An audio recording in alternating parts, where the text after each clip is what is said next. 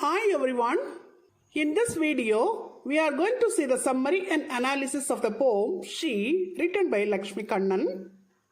Lakshmi Kannan is an Indian writer. She was born in 1947. Now let's see a brief introduction about Lakshmi Kannan. Lakshmi Kannan is an Indian poet, novelist and short story writer.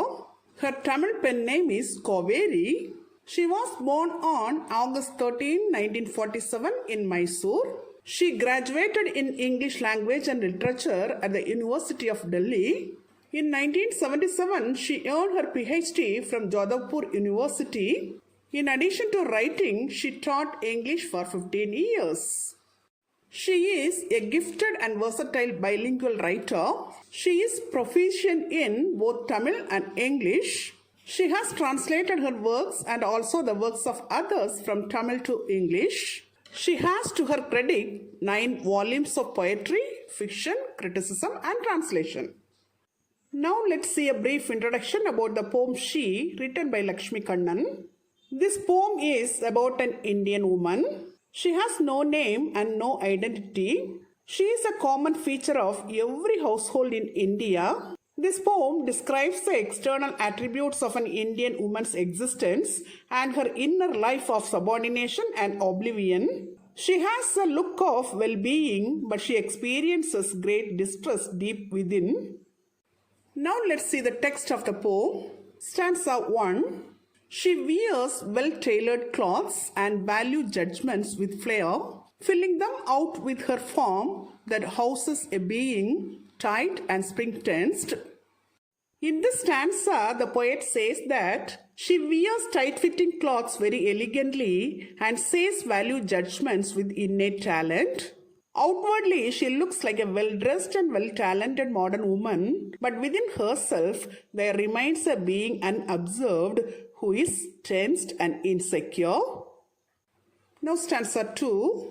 She is house-proud, as she needs to be. Her dining room simply gleams with clean, health, cheerful carnations on the table, bursting with colors tempered with the white of ladies' lace. Sitting and living rooms breathing an air of uncluttered ease, the floors swept clean as her empty heart. In the second stanza, the poet says that she is very proud of her house. She is forced to feel house proud as it is needed in this patriarchal society. Her dining room shines with very clean and healthy atmosphere. The table is decorated with fresh rosy pink flowers. There can be seen an eye-catching decoration with a mixing of various colors. Every room, the sitting room and the living room in her house is very neat, perfectly arranged, highly comfortable and very luxurious. The floor is swept clean like her empty heart. It indicates that in spite of all the material comforts she enjoys, she, the woman, experiences emotional sterility at the core of her being. She is psychologically and emotionally ill at ease with her role that denies her opportunities of a fuller and more meaningful realization of the self. Then stanza 3, it is the last stanza. Through the open doors, she stares across at the orderly back garden, tracing her lengthening shadow on long afternoons of peeling stillness. Outside, the young mango tree has blossomed biennially like a rare poet. A rash of new glossy leaves, shimmering copper, and on the branches sweet-throated birds evoke the pain of memories. She looked at the eagle soaring above in circles, shrill notes steering through the cool blue. She cried silently with a kite as it glanced down, eyes frankly red and angry. In this stanza, the poet says that through the open door, she looks at the orderly back garden and sees her long shadow on that very calm afternoon time. She is left with longing and loneliness. The oppressive silence of the house rings in her ears. Her inner chaos is in sharp contrast to the orderliness of the life of nature. Outside the house, the young mango tree is in full bloom with the sudden appearance of glossy leaves that shine like copper. On its branches, there is the sweet-throated song of birds. In the midst of all this joy, she can only feel the oppressive silence and the pain of memories of her pleasant past.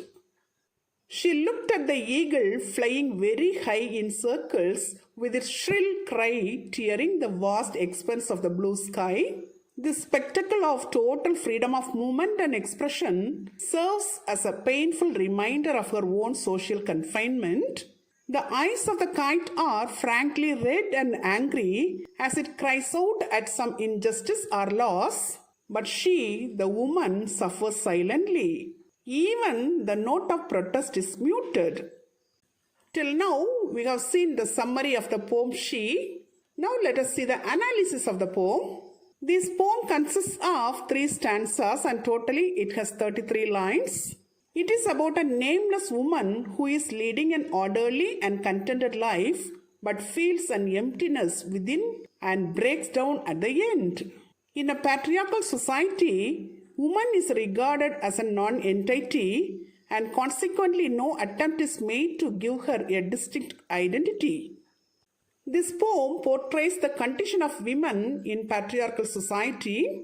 A wife has to maintain a certain standards of life and keep up appearance. Here, the poet stresses the paradox of a house-proud woman holding suffering behind the happy appearance of life of deprivation and loneliness.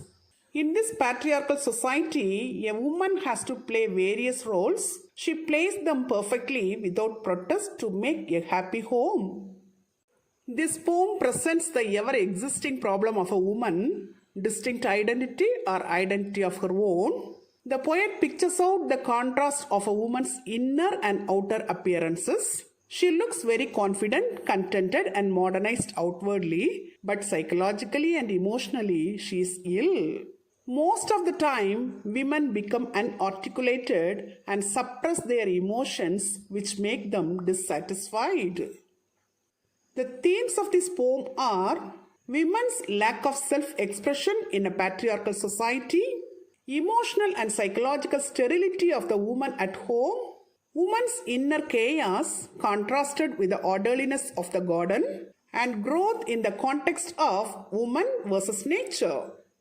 Till now, in this video, we have seen the summary and analysis of the poem She, written by Lakshmi Kannan. Hope you would have understood it very clearly.